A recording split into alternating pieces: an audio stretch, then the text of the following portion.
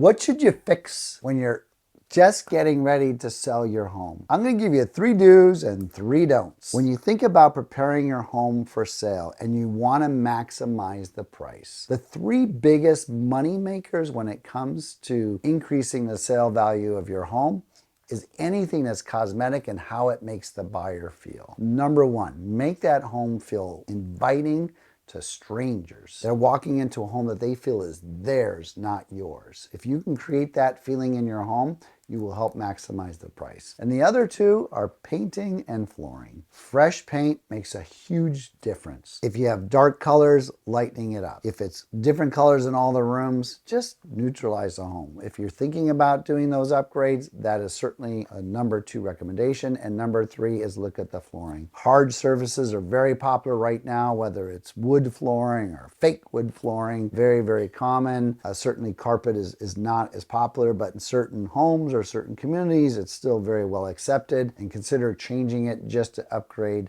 the look, the feel, the smell. Can have a significant impact on your bottom line when you upgrade the flooring. And the 3 don'ts, from my perspective, I wouldn't spend a lot of time, energy, and money over upgrading a home. We see this happen a lot where someone puts in their $100,000 kitchen and they tell their realtor, oh my God, I spent $100,000, it must upgrade my home to $200,000 more in value because it's so beautiful. The reality is when you spend that kind of money on one item, it often doesn't reproduce 100% of what you put in. There's reports done every year. You can Google it, how much you get returned for certain upgrades in a home, and it's shocking, but it's between 70% to 80% of the cost you put in on a lot of those items. So I do recommend don't over upgrade those items. Number 2, repairs that may not be asked for. Some sellers are wondering, oh, do I fix this loose knob over here? You can spend hundreds, if not thousands of dollars on little things that won't affect a buyer's buying decision, may come up in an inspection, but the buyer may never ask for it. So do you want to spend all that time and energy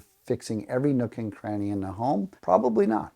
Wait till the inspection. Have an open mind during the inspection that, hey, they want a credit for it or they want it fixed, and maybe deal with it at that point. But that's a big money saver. Number 3 most common mistake on upgrades is upgrading a piece of the home but not doing the whole home. If you focus all your energy on one room, for example, and it looks great, but it doesn't flow with the other rooms, it's kind of disappointing after you leave that room. So if you're thinking about upgrading the home and making it feel fresh and making it feel wonderful, think about it holistically so the buyer has that fun, great emotional experience as they walk through the entire home, and that's what gets them to write the bigger check, which is ultimately going to benefit you. If you like those 3 tips and want to put into your home before you put it up for sale, we actually have 5 more. If you'd like those, just click the link below and we'll send you the top 5 other things to address with your home before you put it on the market.